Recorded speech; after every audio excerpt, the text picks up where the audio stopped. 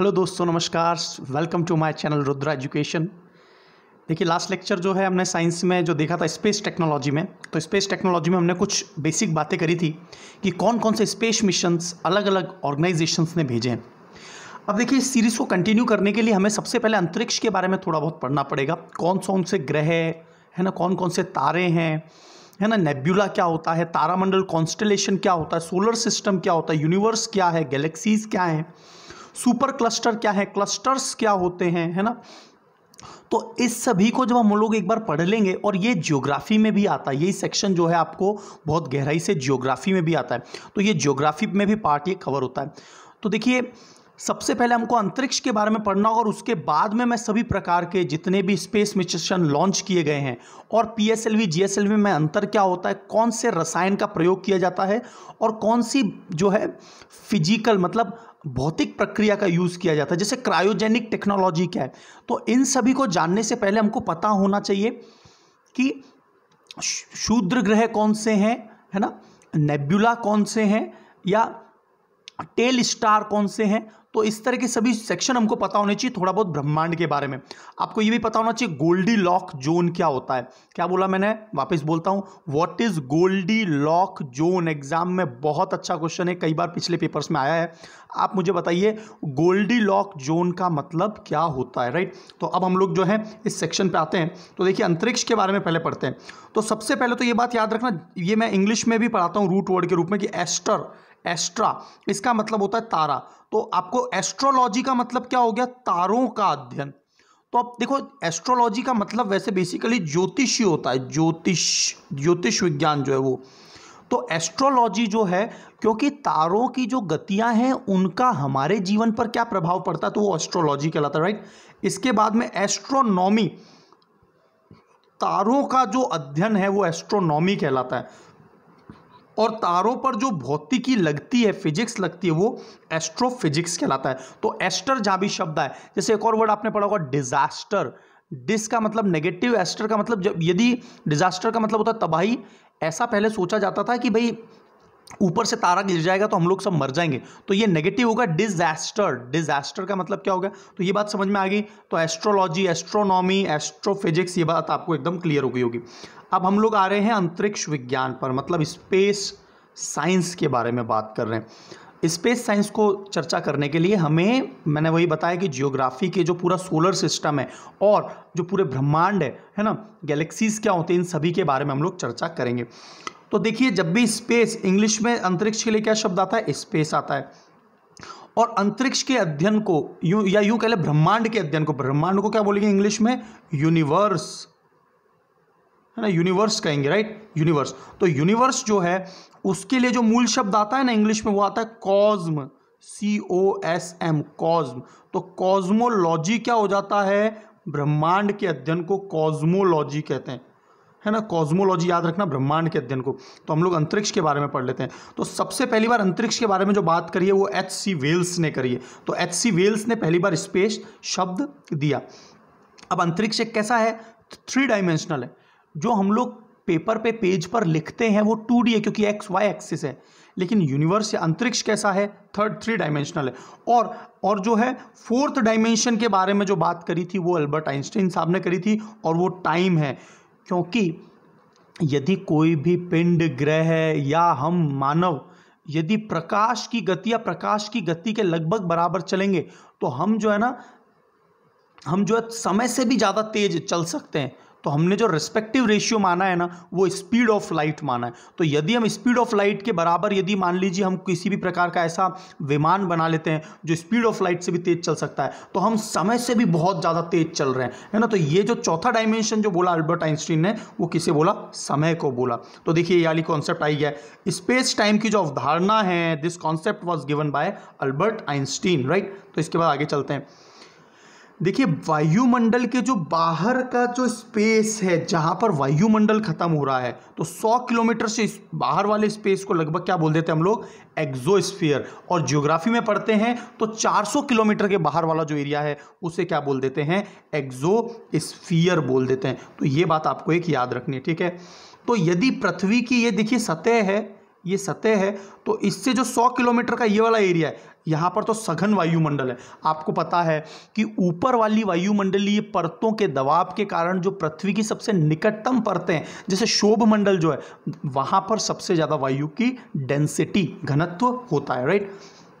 तो करमान रेखा कौन सी है? करमान रेखा वही है जो 100 किलोमीटर से ऊपर वाली है, जबकि ज्योग्राफी में पढ़ते हैं तो हम लोग 400 किलोमीटर से ऊपर वाले को क्या बोलते हैं? एक्सोस्फीयर बोलते हैं, है ना। तो ये स्पेस अंतरिक्ष में सीधे तौर पे करमान लाइन लागू होती है, तो इनको क्या बोलते हैं? एक्सोस्फीयर। अब देखिए आपने सुना होगा भारत कई तरह के डीप स्पेस मिशंस पर भी काम कर रहा है ना। अभी मैं आपको बताऊंगा, यदि आपको पता है तो मुझे कमेंट बॉक्स में बताइए, वरना ये टॉपिक आगे आने वाला है कि भारत का डीप स्पेस मिशन जो है वो उसकी जो मास्टर कंट्रोल फैसिलिटी वगैरह है वो कहाँ पर स्थित है। तो ये बात मुझे आप जरूर बताइए, बहुत अच्छा क्वेश्चन है। डीप स्पेस का मतलब होता है कि हम जो हैं इस कारमान लाइन से या एक्सोस्फीयर के बाहर जब भी किसी ग्रहों का, तारों का, है ना, प्लैनेट्स का, इनका अध्ययन करते हैं तो क्या होता है? इसी को क्या बोलते हैं? डीप स्पेस कहा जाता है ना। तो मैं एक बार फिर से क्लियर कर देता हूँ, मैं माफ़ी चाहता हूँ। डीप स्पेस का मतलब होता है कि सौर मंडल के बाहर का जो अंतरिक्ष है ना, सौर मंडल के जो बाहर का अंतरिक्ष है। सौर मंडल के बाहर का अंतरिक्ष का मतलब समझ गए होंगे आप कि प्लूटो ग्रह के बाहर जो है ना, प्लूटो ग्रह के बाहर जो और मैं कहूँ तो इंटरस्टेलर स्पेस। इंटरस्टेलर स्पेस का मतलब है कि जिसमें सूर्य का, जहाँ तक सूर्य की रेंज जाती है उसके बाहर वाला जो एरिया है उसे क्या बोलते हैं? डीप स्पेस मिशन बोलते हैं। तो आजकल हमने ना डीप स्पेस मिशन पर भी काम करना शुरू कर दिया है, भारत ने भी, इसरो ने भी काम करना शुरू कर दिया, राइट। तो आपको एक ये बात पता होनी चाहिए कि जो है ना अंतरिक्ष में जो संगठन है वो किस तरह से।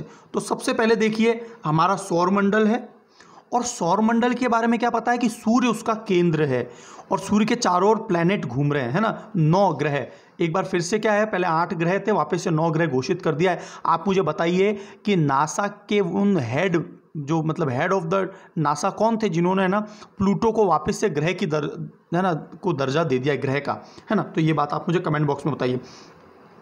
तो कोपरनिकस जो है उन्होंने सबसे पहली बार ये बोला कि जो ये पूरा यूनिवर्स है, ब्रह्मांड है, उसके केंद्र में सूर्य है। मतलब क्या है?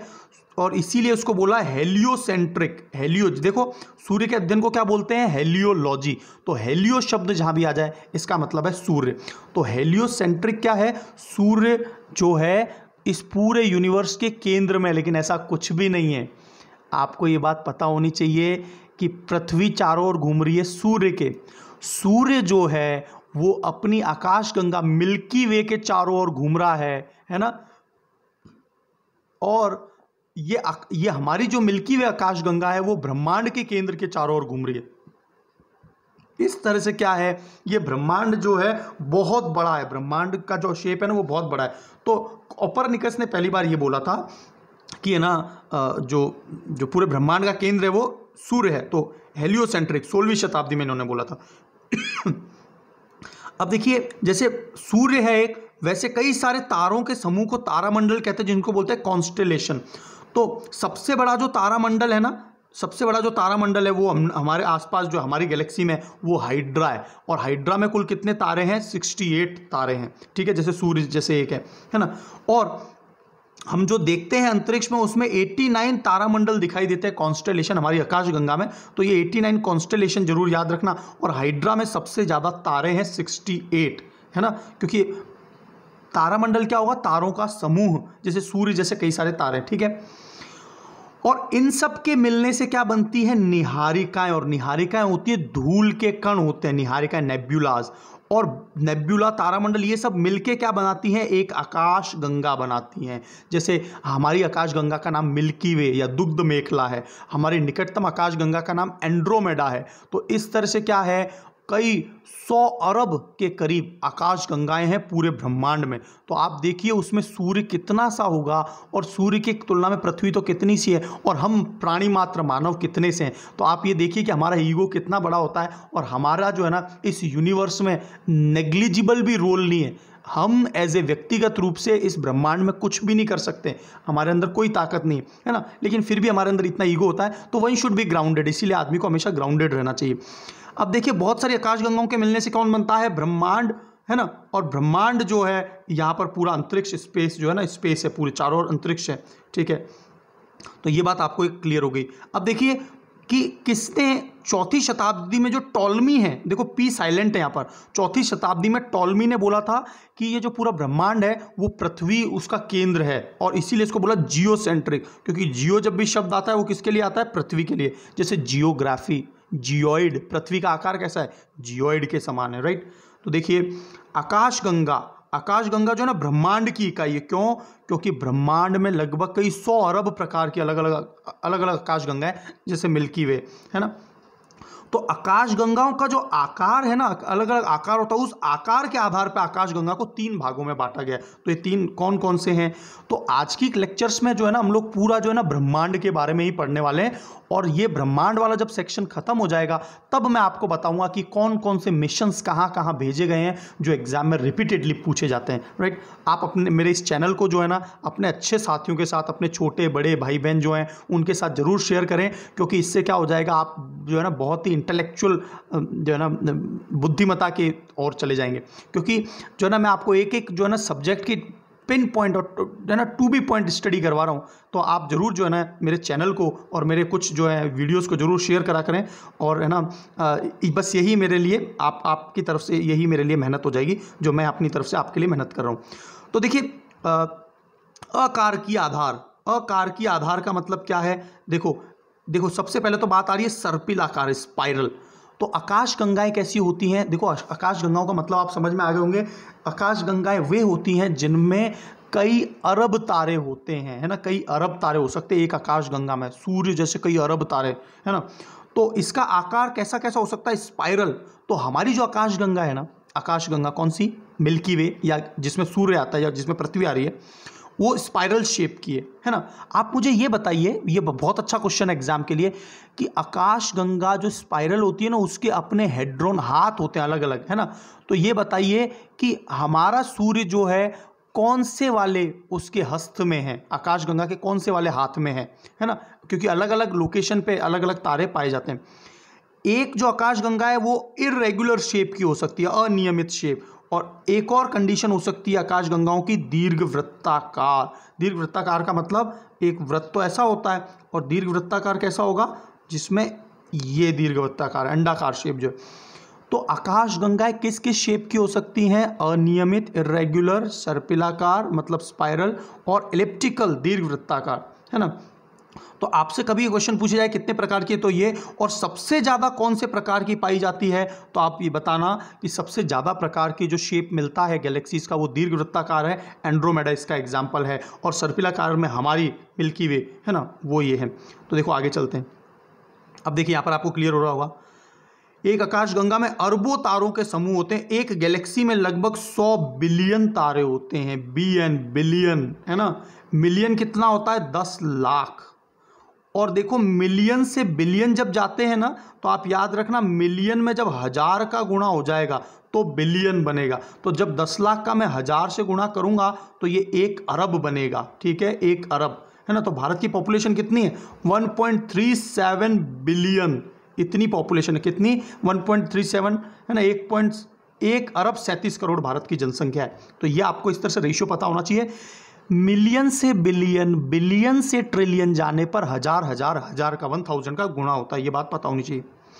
ब्रह्मांड में औसत कितनी गैलेक्सीज हैं, तो देखो 10 की पावर ये है ना, 10 की मतलब 100 बिलियन ही क्या है, गैलेक्सीज हैं, और ब्रह्मांड में औसत 10 की पावर 12 ये गैलेक्सीज हैं। तो ब्रह्मांड में कुल जो तारे हैं ना वो ऑन एन एवरेज एस्टिमेशन 10 की पावर 23 इतने तारे हैं, सूर्य जैसे 10 की पावर 23 तारे हैं हमारे ब्रह्मांड में। अभी ऐसी भी परिकल्पना बताई जा रही है कि हमारा एक ब्रह्मांड है, ऐसे भी कई लाखों करोड़ों ब्रह्मांड और भी है। तो आप सोचिए कि हमारे ब्रह्मांड के अलावा भी बहुत सारे ब्रह्मांड है, ऐसी भी थ्योरीज आई हैं, है ना। अच्छा, आपको एक बात जरूर पता होनी चाहिए कि देखिए हम लोग जब भी है ना प्रकाश की गति मापते हैं तो वो किस में नापते हैं, लाइट ईयर में। किस में मापते हैं, लाइट ईयर, हमेशा प्रकाश की गति को हम लाइट ईयर में मापते हैं। आप एक तो मुझे ये बताइए लाइट ईयर कितने किलोमीटर होता है, और लाइट ईयर किसकी दूरी मापी, दूरी का मात्रक है लाइट ईयर। तो आज की तारीख में जो हम तारों की रोशनी देख रहे हैं ना, जो हमारे से खरबों किलोमीटर दूर हैं, उन तारों की जो रोशनी है वो आज की रोशनी नहीं है, वो कई करोड़ों साल पहले की रोशनी हमारे तक पहुंच रही है। ठीक है, क्योंकि प्रकाश जो है ना, ये तारे बहुत दूर दूर हैं, लेकिन इनका जो बहुत पहले का जो प्रकाश जो पृथ्वी पर आ गया है वो हमें दिखाई देता है, उनका वर्तमान का प्रकाश हमें दिखाई नहीं देता। एग्जाम के लिए मैं एक बहुत बहुत अच्छा क्वेश्चन पूछता हूँ आपसे। जो तारे होते हैं, तारों का जो रंग होता है, जैसे आपने सुना होगा कुछ तारों का रंग ब्लू है, कुछ जो है ना रेडिश दिखते हैं, कुछ येलो दिखते हैं।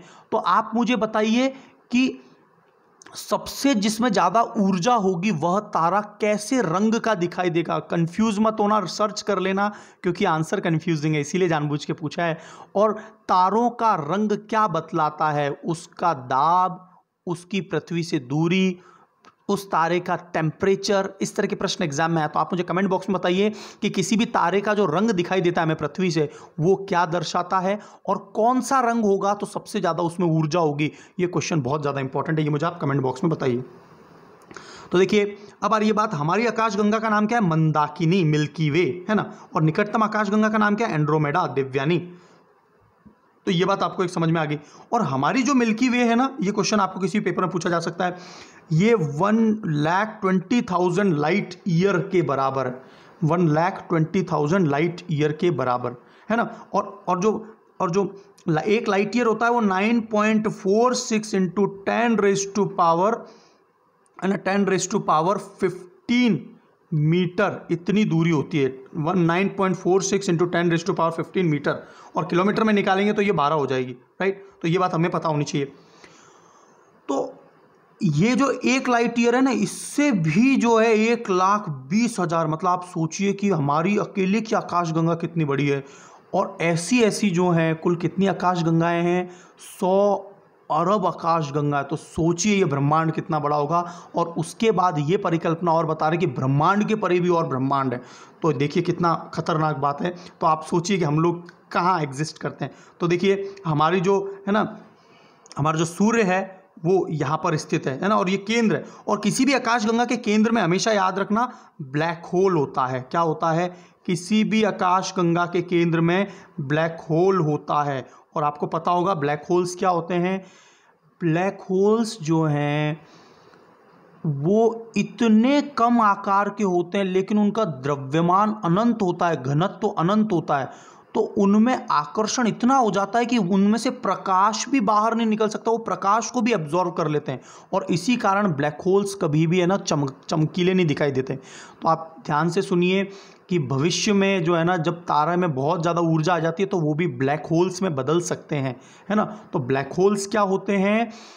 जिनमें है ना, जिनमें जो उनका जो द्रव्यमान है वो बहुत ही ज़्यादा संकेंद्रित एक बिंदु पर हो गया। एक बिंदु पर है ना, यूँ मान लो कि सूर्य जो है वो एक बिंदु के बराबर आकार का हो गया, तो उसमें अनंत द्रव्यमान हो गया है और अनंत उसका घनत्व भी हो गया है। और इसलिए क्या है, सारी चीज़ें वो अपनी ओर आकर्षित करता रह जाता है। और है ना, मान लीजिए यदि हम है ना, यदि मान लीजिए हम यदि हम किसी भी ब्लैक होल के वहाँ चले गए, तो हमारे साथ पता है क्या होगा? वो इतना तेजी से हमको खींचेगा कि हमारा जो शरीर है ना, वो रस्सी के जैसे पतला दुबला है ना, खींचता हुआ रस्सी के समान, मतलब पतला हो जाएगा। और वो इतनी तेजी से अपनी ओर खींच रहा होगा, है ना। कई है ना खरबों किलोमीटर पर प्रति घंटे की स्पीड से हम उसकी ओर जा रहे होंगे, तो हमारा शरीर ही खिंच जाएगा, पूरा रस्सी के जैसा पतला दुबला हो जाएगा, है ना, लंबा और पतला। तो इस तरह से है ना ब्लैक होल्स होते हैं, जो अपने से प्रकाश को भी बाहर नहीं निकलने देते, राइट। तो देखिए सूर्य की जो कक्षीय चाल है, कक्षीय चाल का मतलब आपको पता है ना, सूर्य इस ब्लैक होल के चारों ओर सूर्य चक्कर लगाता है, जैसे सूर्य के चारों ओर पृथ्वी चक्कर लगाती है वैसे। तो ये जो है 220 किलोमीटर प्रति सेकंड की गति से जो हमारी आकाशगंगा है मिल्की वे, उसके चारों ओर चक्कर लगा रहा है।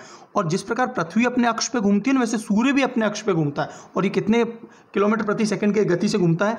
1.99 किलोमीटर प्रति सेकंड की गति से ये अपने अक्ष पर घूमता है। तो ये बात आपको पता होनी चाहिए। और 220 किलोमीटर पर सेकंड के हिसाब से ये पूरी की पूरी जो है ना अपनी आकाशगंगा के चारों ओर घूमता है, राइट।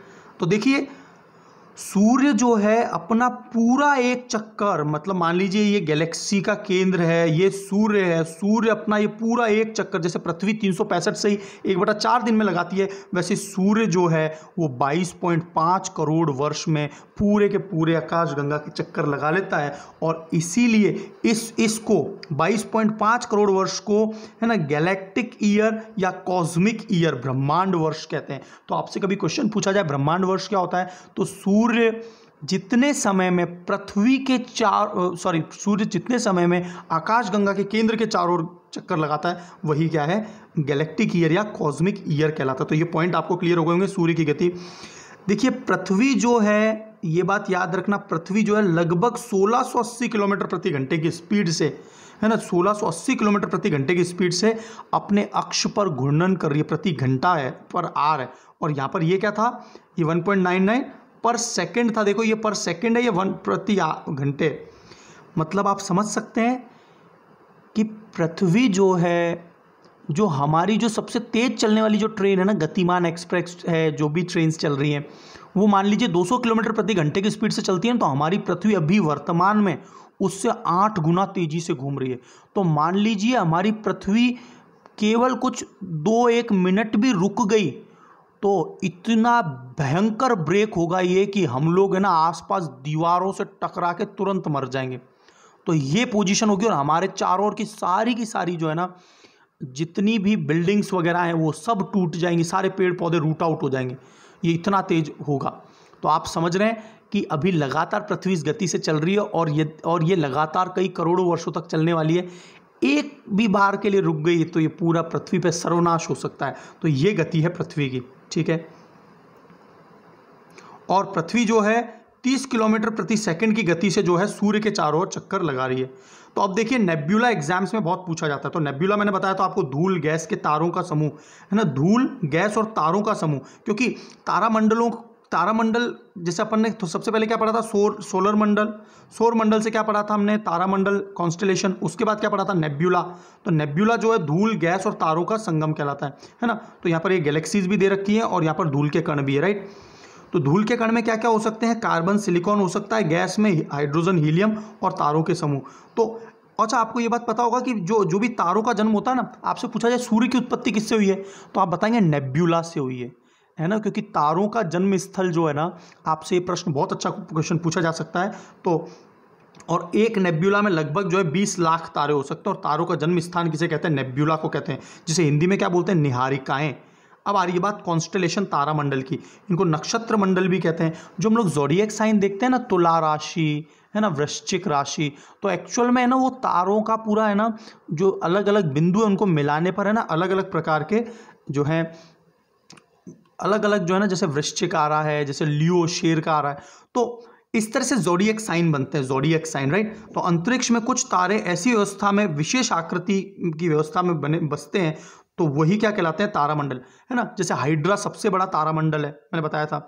जैसे आप लोग जो अर्सा मेजर देखते हैं, ग्रेट बियर, तो ये सप्त ऋषि मंडल जिसे हम कहते हैं, और जो 7 ऋषि मंडल, 7 तारे हैं, इस तरह से है ना ये बना हुआ है, तो यह सप्त ऋषि मंडल कहलाता है ना। और पोल स्टार जो है वो आपको पता ही है, जो ध्रुव तारा है वो हमेशा उत्तर दिशा में है, इसलिए हमको हमेशा जो है हमेशा रात में दिखाई देता है उत्तर दिशा में, क्योंकि वो पृथ्वी के बिल्कुल जो है ना नॉर्दर्न मोस्ट पार्ट पर है, राइट। तो सप्त ऋषि मंडल एक प्रकार का क्या है, ये एक प्रकार का तारामंडल है। आकाशगंगा में, हमारी आकाशगंगा में कुल कितने तारे हैं, 89 तारे। सबसे बड़ा तारामंडल कौन सा है, कॉन्स्टेलेशन इन आर गैलेक्सी, तो वो हाइड्रा है, जिसमें 68 तारे हैं, ठीक है। सौर मंडल जो बना है, इसकी लगभग जो उम्र है वो 4.6 के करीब है। तो जितनी पृथ्वी की आयु है ना, लगभग उसी समय सौर मंडल भी बनना शुरू हुआ, क्योंकि उसी समय तो पृथ्वी का भी निर्माण हो रहा है। और लगभग 500 करोड़ वर्ष पूर्व जो है ना वो सूर्य की उत्पत्ति हो रही है। और सूर्य के अध्ययन को क्या बोलते हैं, हेलियोलॉजी, और चंद्रमा के अध्ययन को क्या बोलते हैं, सेलेनोलॉजी। ये प्रश्न मैं आपसे पहले पूछ चुका हूँ। तो देखिए सौर मंडल के बारे में सबसे पहले जो खोज करता है वो कॉपरनिकस है ना, कॉपरनिकस। तो ये बात याद रखना, ये क्वेश्चन कई बार पूछा हुआ है, सौर मंडल के खोजकर्ता कॉपरनिकस है। और टॉलमी ने पहली बार ये बताया था 4वीं शताब्दी में कि पृथ्वी जो है वो सभी जो है पूरे ब्रह्मांड का केंद्र पृथ्वी है, ठीक है। तो ये बात याद रखनी है। अब देखिए ये बात आ गई यहाँ पर, भूकेंद्रीय सिद्धांत मतलब जियोसेंट्रिक। तो ये कॉन्सेप्ट किसने दिया था? टॉलमी ने 6वीं शताब्दी में दिया था, है ना। तो ये बात आपको याद रखनी है, पृथ्वी ब्रह्मांड का केंद्र है और सभी पिंड पृथ्वी के चारों ओर चक्कर लगा रहे हैं। लेकिन ऐसा कुछ भी नहीं है, पृथ्वी तो सूर्य के चारों ओर चक्कर लगा रही है। सूर्य आकाशगंगा में, जो हमारी आकाशगंगा में जो ब्लैक होल है, उस केंद्र के चारों ओर चक्कर लगा रहा है, और हमारी जो आकाशगंगा है वो ब्रह्मांड के केंद्र के चारों ओर चक्कर लगा रही है। और इस तरह से सभी जो ये सेलेस्टियल बॉडीज या पिंड है, इन्होंने अपने आप को एक स्थिर अवस्था में बसाया हुआ है। तो ये बात समझ में आ गई होगी। सूर्य केंद्रीय सिद्धांत मतलब कि हेलियोसेंट्रिक जो कॉन्सेप्ट दिया था वो 16वीं शताब्दी में कोपरनिकस ने दिया था। ये पॉइंट आप याद रखना कि है ना, ब्रह्मांड सूर्य केंद्र है ब्रह्मांड का, और इसके चारों ओर ही सभी पिंड चक्कर लगाते हैं। तो ये बात आपको समझ में आ गई। अब हम लोग एक एक बारे में बात करते चलेंगे। तो देखिए यहां पर एक चीज दिख रही है आपको, सीरियस। तो ये सबसे चमकीला जो तारा है ना, ब्रह्मांड में दिखने वाला सबसे चमकीला तारा जो है वो सीरियस है, ये बात याद रखना। तो सूर्य का जो ताप मापा जाता है वो पायरोमीटर में मापा जाता है। देखो जहां पर भी ये शब्द आ जाए ना, पायर, इस पायर का मतलब होता है आग या फायर, राइट। तो सूर्य एक तारा है, ये बात आपको एक याद रखनी है। और उसके ऊपर जो तापमान मापा जाता है वो पायरोमीटर से मापा जाता है। आपको पता है ना कि जो भी 1500 2000 डिग्री से ज़्यादा, 700 डिग्री से ज़्यादा जो टेम्परेचर जब भी मापा जाता है तो पायरोमीटर से मापा जाता है। जितनी भी परमाणु भट्टियाँ हैं या जो फर्नेंस होती है ना, फर्नेंस का मतलब जहाँ पर जो है ना मेटलर्जी का काम होता है, जहाँ पे धातु का निष्कर्षण होता है, तो वहाँ पर भी जो है ना पायरोमीटर से टेम्परेचर को मापा जाता है। तो सूर्य क्या है? एक तारा। और पृथ्वी के सबसे निकटतम तारा कौन सा है? तो पृथ्वी के निकटतम तारा सूर्य है। दूसरा सबसे निकटतम तारा कौन सा है? तो आप बताएंगे प्रॉक्सिमा सेंचुरी। पृथ्वी का तीसरा सबसे निकटतम तारा कौन सा है? तो आप बताएंगे अल्फा सेंचुरी। लेकिन यदि वो ये बोला जाए सौर मंडल का सबसे निकटतम तारा कौन सा है, तो सूर्य तो उसका भाग हो गया, तो आपको बताना है प्रॉक्सिमा सेंचुरी सबसे निकटतम है, दूसरा सबसे निकटतम जो है वो अल्फा सेंचुरी है। तो क्या आप मुझे बता सकते हैं पृथ्वी से जो प्रॉक्सिमा सेंचुरी है वो कितने लाइट ईयर्स दूर है, कितने प्रकाश वर्ष दूर है? ये एग्जाम में क्वेश्चन आता है ना।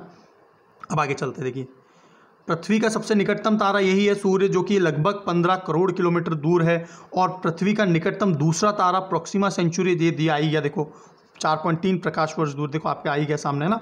सूर्य की किरणों से जो इलाज होता है, आपने देखा होगा सूर्य की किरणों से जो कुछ पराबैंगनी किरणें आती हैं वो हमारे शरीर के लिए इंपॉर्टेंट भी हैं, और उसी से विटामिन डी का निर्माण होता है। तो हेलियोथेरेपी से क्या होता है, कई बार हम लोग है ना इलाज भी करते हैं, क्योंकि उससे इम्यून पावर भी बढ़ता है। तो देखिए सूर्य के बारे में ये आपको पढ़ना बहुत ज़रूरी है। तो हेलियोथेरेपी कहलाता है ये, ठीक है। तो अब देखिए सूर्य का जो केंद्र है ना, उसमें जो टेम्परेचर है वो लगभग 1.5 करोड़ डिग्री है। सूर्य का जो केंद्र है अंदर, ये पॉइंट क्लियर हो गया। अब सूर्य का जो ये है ना, सूर्य का जो ये बाहर वाला हिस्सा है ना, ये वाला इसको बोलते हैं फोटोस्फीयर, है ना, फोटोस्फीयर इसको बोलते हैं। तो फोटोस्फीयर जो है ये बाहर वाला पार्ट है, और इसके बाहर जो रंग दिखाई देता है वो क्रोमोस्फीयर है। और सूर्य के बाहर जो सूर्य खत्म हो चुका है, इसके बाहर जो चमक उत्पन्न हो रही है उसे बोलते हैं कोरोना, है ना। कोरोना उसे बोलते हैं, जो आजकल कोरोना चल रहा है ना, कोरोना। तो कोरोना ये है सूर्य के चारों ओर बाहर वाला। अब देखिए एक शानदार सी बात बताता हूँ मैं आपको, कि मान लीजिए कि ये सूर्य है और हम लोग देख रहे हैं, और ये चंद्रमा ने इसको है ना सूर्य ग्रहण हो गया। तो हम लोगों को जो सूर्य का जो ये बाहर वाला भाग दिखता है ना, सूर्य को तो पूरा ग्रहण कर लिया है, लेकिन सूर्य से लगातार ऊर्जा निकल रही है। तो ये जो बाहर वाला भाग है, ये जो हमें दिखाई देता है ना, वो सूर्य का कोरोना दिखाई देता है। ये बात याद रखना, क्योंकि सूर्य की चमक जो है ना वो एक तरह से ऐसा लगता है रिंग जैसी, तो वही क्या है, सूर्य का कोरोना कहलाता है। तो सूर्य के जो सतह पर तापमान है वो 5770 डिग्री, या लगभग जो है ये हम लोग 5700 डिग्री सेंटीग्रेड भी बताते हैं, 5700। तो लगभग ये कितने केल्विन हो जाएगा, क्योंकि जैसे 273 जोड़ दिया जाएगा तो 273 प्लस 5700, तो ये कितना बन जाएगा, लगभग 6000 डिग्री बन जाएगा। तो ये बात आपको एक याद रखनी है। तो केंद्र में तापमान ये है, फोटोस्फीयर क्या होता है ये सब आपको पता चल गया, है ना। और सूर्य के अंदर जो लगातार जो हाइड्रोजन से हीलियम का निर्माण हो रहा है ना, जो परमाणु संलयन अभिक्रिया है ना, न्यूक्लियर फ्यूजन, परमाणु संलयन अभिक्रिया के कारण सूर्य में लगातार ऊर्जा बनी हुई है।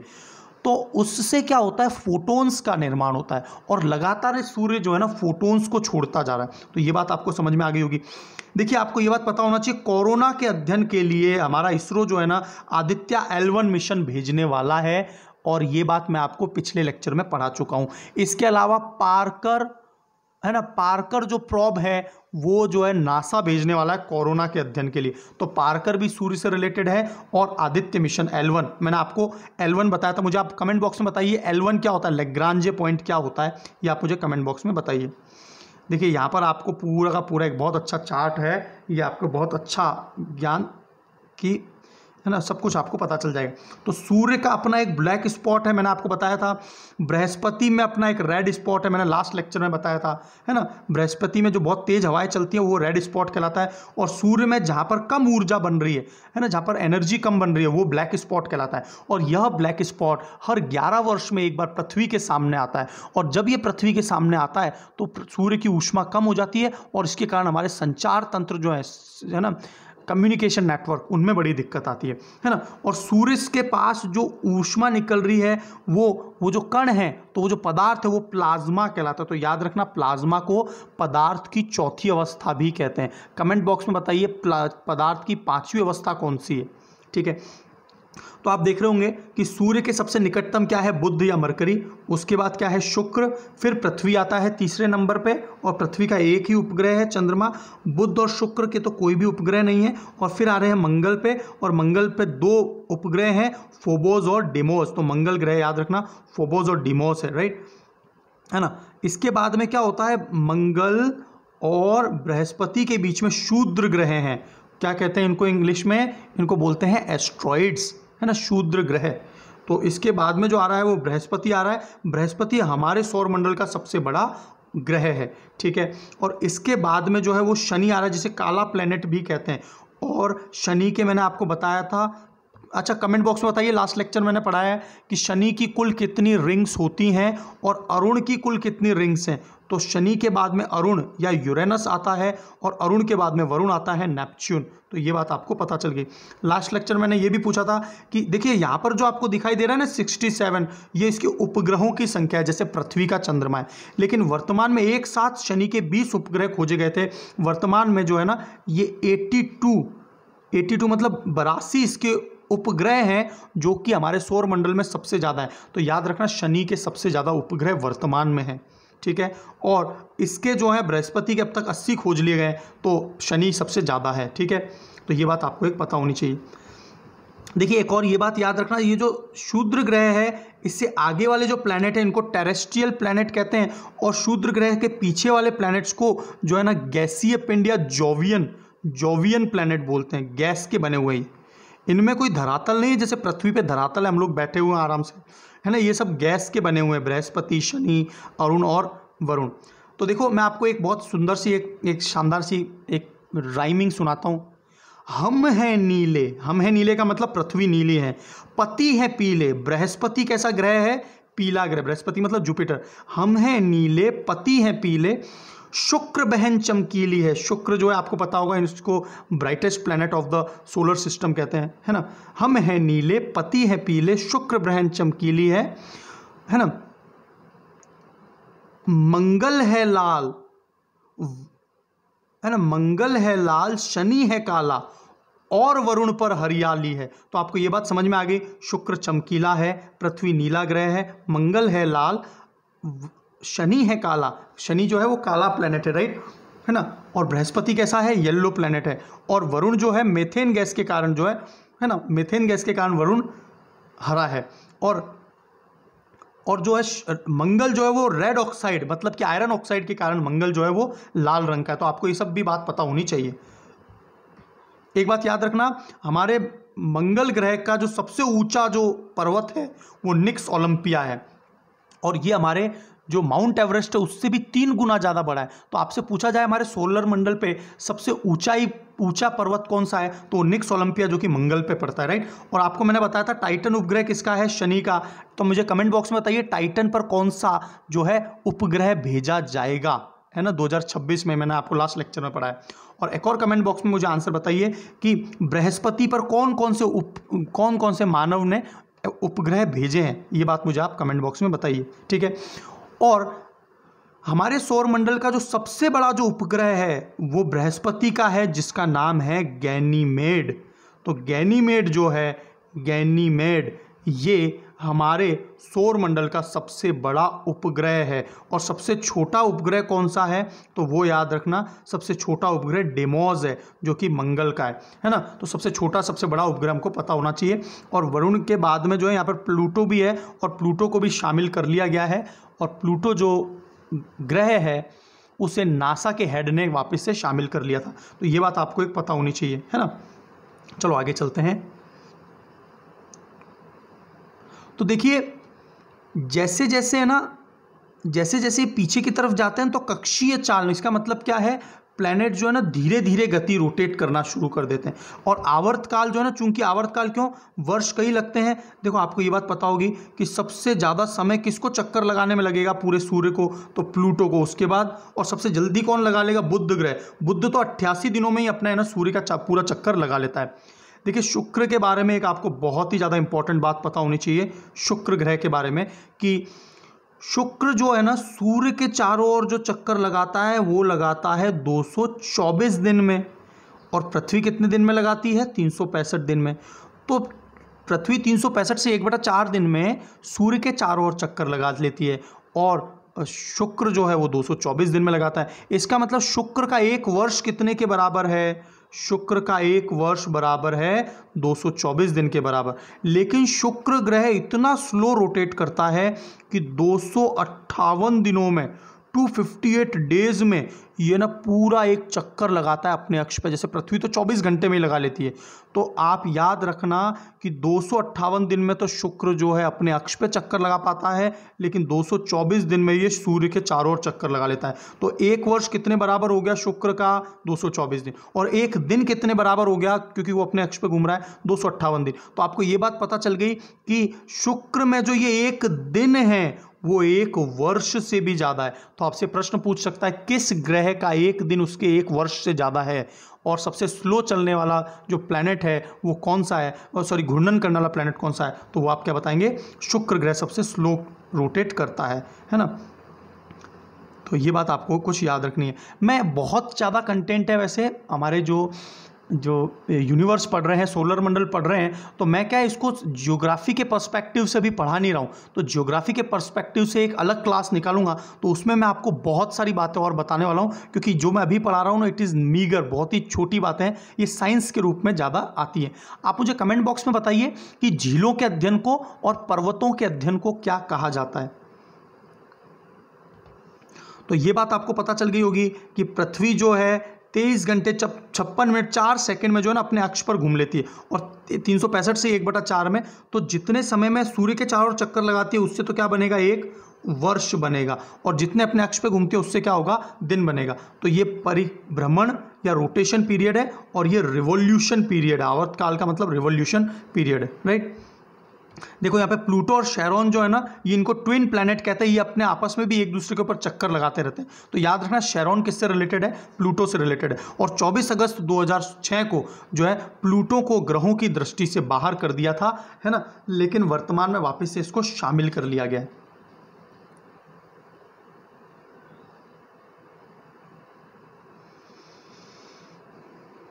देखिए ये क्वेश्चन बहुत बार आता है। सभी ग्रहों का अपना अक्ष पर घूर्णन जो है वो पश्चिम से पूर्व की ओर है। पृथ्वी भी कैसे घूमती है, वेस्ट टू ईस्ट घूमती है, इसीलिए सूर्य ईस्ट टू वेस्ट जाता हुआ दिखाई देता है। सूर्योदय कहाँ से मानते हैं हम लोग, जापान की तरफ से, और ईस्ट से कहाँ जाएगा वो, अमेरिका की तरफ, है ना। क्यों, क्योंकि पृथ्वी जब वेस्ट टू ईस्ट घूमेगी तो हमको उल्टी दिशा में सूर्य घूमता हुआ दिखाई देगा, है ना। तो जो है, लेकिन आपको ये बात याद रखनी कि अरुण और शुक्र जो दो ग्रह हैं, इन दोनों का जो घूर्णन है वो पूर्व से पश्चिम है। ये बात याद रखना, ये बहुत ज़्यादा इंपॉर्टेंट क्वेश्चन है कि सभी प्लैनेट पश्चिम से पूर्व घूमते हैं, लेकिन अरुण मतलब नेपच्यून और शुक्र मतलब वीनस ये पूर्व से पश्चिम घूमते हैं। और बुध और शुक्र का कोई उपग्रह नहीं है, यह बात आपको पता है। जुड़वा प्लैनेट, ट्विन प्लैनेट किसे कहते हैं, अरुण वरुण जो है ना, इनका प्रॉपर्टी जो जिस तरह के प्लैनेट हैं वो दोनों का भौतिक गुण जो है वो एक जैसा है, और पृथ्वी और शुक्र का जो गुण है ना वो एक जैसा है। ये बात याद रखना, क्योंकि पृथ्वी का जो लैंड है ना, धरातल, बिल्कुल वैसा ही शुक्र का धरातल है। तो ये बात याद रखना। एक बहुत ही ज़्यादा इंपॉर्टेंट क्वेश्चन एग्जाम में आता है कि जब भी हम लोग घनत्व की बात करते हैं ना, तो सबसे ज़्यादा घनत्व डेंसिटी किस प्लैनेट का है? तो याद रखना सबसे हार्ड जो है ना वो पृथ्वी है ना, ये बात जरूर याद रखना, ठीक है। आप कमेंट बॉक्स में मुझे ये बताइए कि सूर्य से दूरी के अनुसार क्या आप सभी प्लैनेट को क्रम में जमा सकते हैं क्या? सूर्य से दूरी के अनुसार, है ना, घटते से बढ़ते क्रम में। और मुझे कमेंट बॉक्स में बताइए घनत्व के आधार पे, आप घनत्व के आधार पे क्रम में जमाइए, सबसे ज़्यादा घनत्व वाला सबसे आगे और सबसे कम घनत्व वाला सबसे पीछे। आप कमेंट बॉक्स में लिखिए सभी प्लैनेट्स को। बहुत इंपॉर्टेंट क्वेश्चन है ये घनत्व के ऊपर। अब देखिए, कुछ आपने सुना होगा पुच्छल तारा, और पुच्छल तारे में सबसे इंपॉर्टेंट है एक पुच्छल तारा जिसका नाम है हेले पुच्छल तारा, जो लास्ट टाइम जो है ना 1986 में दिखा था और हर 76 वर्ष बाद दिखाई देता है। ये प्रश्न बहुत बार एग्जाम में आया है। तो हेले पुच्छल तारा जो है, और जैसे 1986 में 76 जोड़ देंगे तो 2062 को, तो अगली बार हेले पुच्छल तारा कब दिखाई देगा? 2062 में दिखाई देगा। लास्ट टाइम 1986 में दिखाई दिया और हर 76 वर्ष बाद ये दिखाई देता है। अब आप पूछेंगे कि ये पुच्छल तारा होता क्या है? तो मान लीजिए ये सूर्य है, तो पुच्छल तारा क्या है? हमारे सौर मंडल से भी बहुत बाहर जाता है और बाहर से फिर क्या सूर्य की ओर आता है। तो मान लीजिए ये पृथ्वी है और ये सूर्य है, और हम लोग यहाँ पृथ्वी से जो है ना, इस पृथ्वी से देख रहे हैं। तो पुच्छल तारा आगे की तरफ तो इसका हेड होता है और पीछे की तरफ है ना इसकी पूंछ दिखाई देती है, इसीलिए इसको टेल स्टार या पुच्छल तारा कहते हैं। और फिर ये सूर्य से चक्कर लगाता हुआ और वापस से अंतरिक्ष में जो है ना बाहर चला जाता है। तो हमें जो है ना हर 76 वर्ष बाद ये दिखाई देता है। तो ये बात समझ में आ गई, पुच्छल तारा भी जो है सूर्य के चारों ओर चक्कर लगाते हैं। अब आ रही है बात, टूटता हुआ तारा क्या होता है? Shooting star. देखिए, जब भी कभी भी कोई आकाशीय पिंड या टुकड़ा जो है पृथ्वी के वायुमंडल पे आएगा तो वो जलना स्टार्ट कर देगा आयोनोस्फीयर के कारण। आयन मंडल में, आयन मंडल जो 400-500 किलोमीटर का दायरा है, वहाँ पर क्या होता है, ये जलने लग जाता है और इसीलिए हमको जलते हुए प्लैनेट दिखाई देते हैं। तो एक्चुअल में वो जो जल रहे हैं ना, वो हमारे पृथ्वी के वायुमंडल में ही जल रहे हैं, राइट। मेट्रोलॉजी क्या होता है? मेजर से बना है, तो इसलिए नापतोल विज्ञान को मेट्रोलॉजी कहते हैं। मेट्रोलॉजी जो है, मेट्रोलॉजी है ना, मेट्रोलॉजी। आप मुझे कमेंट बॉक्स में बताइए इंडियन मेट्रोलॉजिकल ऑर्गेनाइजेशन का हेडक्वार्टर कहाँ है और इंटरनेशनल मेट्रोलॉजिकल ऑर्गेनाइजेशन का हेडक्वार्टर कहाँ है। मेट्रोलॉजी का मतलब होता है मौसम विज्ञान, है ना। ज्योतिषीय विज्ञान को क्या बोलते हैं? एस्ट्रोलॉजी। और खगोल विज्ञान को क्या बोलते हैं? एस्ट्रोनॉमी, जिसमें खगोलीय पिंड, उत्पत्ति और उनकी संरचना का अध्ययन किया जाता है। जबकि ग्रह, नक्षत्र, तारों का मानव जीवन पर जो प्रभाव पड़ रहा है उसको एस्ट्रोलॉजी कह रहे हैं, ज्योतिषी कह रहे हैं, राइट। एस्ट्रोफिजिक्स क्या है? कि हम लोग जब उसके भौतिक गुण, चाल, घूर्णन, आवर्तकाल, मतलब फिजिक्स की बात करते हैं, जो भी सेलेस्टियल बॉडी है तो वो एस्ट्रोफिजिक्स कहलाएगा। और यदि उनके केमिकल कॉम्पोजिशन का, है ना, आप मुझे कमेंट बॉक्स में बताइए कि हाल ही में जापान का कौन सा मिशन था जो पृथ्वी पर आने वाला है और वो शूद्र ग्रह से जो है ना, शूद्र ग्रह से कुछ कंटेंट लेकर आ रहा है और उसके ऊपर वो लोग रिसर्च करेंगे। जाक्सा जो है, जाक्सा। तो उस मिशन का नाम बताइए, क्योंकि ये एग्जाम में कई बार पहले भी पूछ लिया गया। अब देखिए, यम जो है, प्लूटो, वर्तमान में इसे ग्रह नहीं में शामिल नहीं किया, ये पहले लिखा हुआ है, लेकिन जो है ना नासा के हेड ने इसे वापस शामिल कर लिया था। तो कब इसको रिजेक्ट कर दिया था? 24 अगस्त 2006 को। लेकिन 2019 में वापस से इसको जो है ना ग्रहों की, मतलब ग्रहों की लिस्ट में वापस से डाल दिया गया। इसे बौना ग्रह भी कहा गया, या इसको बोलते हैं इंग्लिश में ड्वार्फ प्लैनेट। ऐसा क्यों बोला है? देखिए, किसी भी प्लैनेट को प्लैनेट होने की कंडीशन क्या होनी चाहिए? उसको सूर्य के चारों ओर चक्कर लगाना चाहिए, तो प्लूटो लगाता है। उसका गोलाकार आकृति होना चाहिए और अपनी खुद की पर्याप्त ग्रेविटी, मतलब है ना, ग्रेविटी का मतलब होता है आकर्षण होना चाहिए। तो ये वाला पॉइंट भी एकदम क्लियर हो गया। लेकिन वह किसी अन्य की कक्षा को प्रतिच्छेदित, मतलब इंटरसेक्ट ना करे। तो देखो क्या करता था प्लूटो। देखिए, ये सूर्य है, देखिए ये जो है ये सूर्य है और सूर्य के चारों ओर चक्कर लगा रहा है। मान लीजिए अरुण है, अरुण के बाहर वरुण है, और ये मान लो प्लूटो है। तो प्लूटो क्या करता था? वरुण के अंदर से कक्षा से कट करता हुआ चला जाता था यहाँ पे। तो जब कट कर रहा है, प्रतिच्छेद नहीं करना चाहिए था, अपनी खुद की उसकी एक है ना डेडिकेटेड पाथ होना चाहिए था। तो प्रतिच्छेदी कर रहा है और इसी कारण से इसको क्या किया था? प्लूटो को 24 अगस्त 2006 को ग्रहों की सीमा से उससे हटा दिया गया था। तो ये बात समझ में आ गई आपको। अब देखिए, आपको ये तो पता ही है कि बुध, शुक्र, पृथ्वी, मंगल, उसके बाद में बृहस्पति, तो उनके बीच में क्या है? ये जो है वो शूद्र ग्रह हैं। और हमारा जब ये ब्रह्मांड, ये जो प्लूटो के बाद वाले जितने भी है ना, वहाँ पर भी ग्रहों की बहुत है ना छोटे छोटे पार्टिकल्स हैं, उनको बोलते हैं क्वीपर बेल्ट। है ना, इनको क्या बोलते हैं, क्वीपर बेल्ट, राइट। तो क्वीपर बेल्ट याद रखना, है ना, क्या होती है। और वर्तमान में वॉयेगर 1 वॉयेगर 2 जो मिशन है वो इस बेल्ट में जा चुके हैं, इंटरस्टेलर मिशन में पहुंच चुके हैं, ठीक है।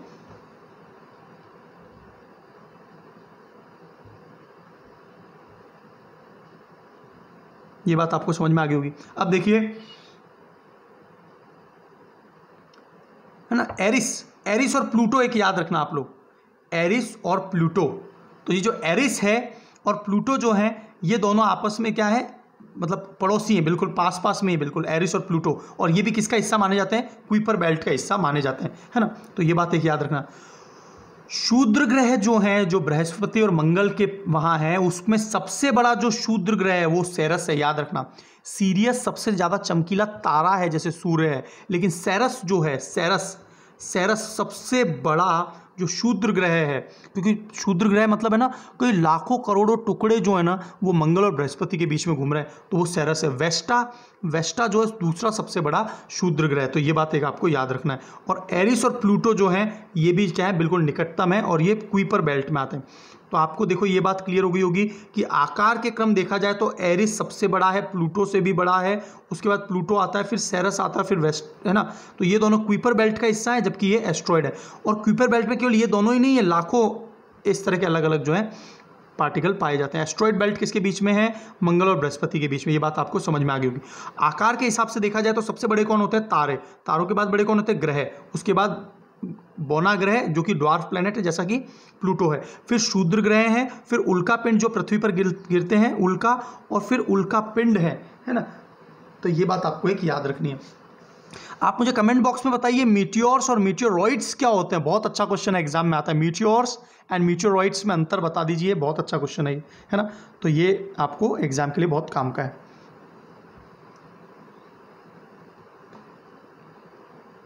देखिए, सूर्य से दूरी का बढ़ता हुआ क्रम, ये मैंने आपको पूछा था। तो सूर्य से दूरी का बढ़ता हुआ क्रम में सबसे लास्ट में कौन है, वरुण। सबसे पहले कौन है, बुध। और पृथ्वी कौन से नंबर पे आती है, तीसरा। तो ये क्रम आपको पता होना चाहिए, एग्जाम में पूछा जाता है। घनत्व जो डेंसिटी है, सबसे ज़्यादा घनत्व पृथ्वी का है, फिर बुध का है, फिर शुक्र का है। और सबसे हल्का जो है ना वो शनि है ना। सबसे हल्का ग्रह कौन सा है, तो शनि है। शनि है ना, वो उसको यदि पानी में भी रखा जाएगा ना तो वो तैरने लग जाएगा, याद रखना। शनि को पानी में रखा जाएगा तो तैरने लग जाएगा। और शनि का रंग कैसा है, काला। वरुण का रंग कैसा है, हरा। मंगल का लाल। शुक्र का चमकीला। बृहस्पति का पीला। तो ये बात आपको, पृथ्वी का नीला। और आकार में सबसे बड़ा कौन सा है, बृहस्पति। और आकार में सबसे छोटा कौन सा है, प्लूटो। और प्लूटो से भी छोटा कौन है, बुध। और बुध से भी छोटा कौन है, प्लूटो। तो ये बात आपको याद रखनी है। तो आकार के क्रम में ये सभी क्रम आपको पता होने चाहिए, है ना। तो ये वाली बात मैं आपको पहले ही बता चुका हूं कि जो है देखिए, जो आगे वाले प्लैनेट हैं उनको धरातलीय या टेरेस्ट्रियल प्लैनेट कहते हैं। आंतरिक इंटरनल प्लैनेट भी कहते हैं, क्योंकि इनका अपना धरातल है, लैंड है। बाहर वाले जो ग्रह हैं ना वो गैस के बने हैं। यदि हम जुपिटर में, क्या है आप याद रखना, जुपिटर पर कभी रोवर नहीं भेजा जा सकता। वहाँ पर यदि मानव को भेज दिया जाएगा ना तो वो गिरता ही चला जाएगा बृहस्पति में। क्यों, क्योंकि उसके ऊपर धरातल ही नहीं है, वो तो गैसों से बना हुआ है, ठीक है। तो ये जोवियन ग्रह कहलाते हैं या एक्सो प्लैनेट भी कहलाते हैं, है ना। तो अभी मैं आपको यहीं पर ही रोकता हूँ क्लास को, और इसके बाद में हम लोग एक एक ग्रह के ऊपर, है ना, बहुत ही एब्स्ट्रूजली बात करेंगे। So thank you very much, God bless you all, और keep learning, keep sharing. Please इसको जो है आप अपने अच्छे साथियों के साथ जरूर शेयर करें। Thank you very much, God bless you all.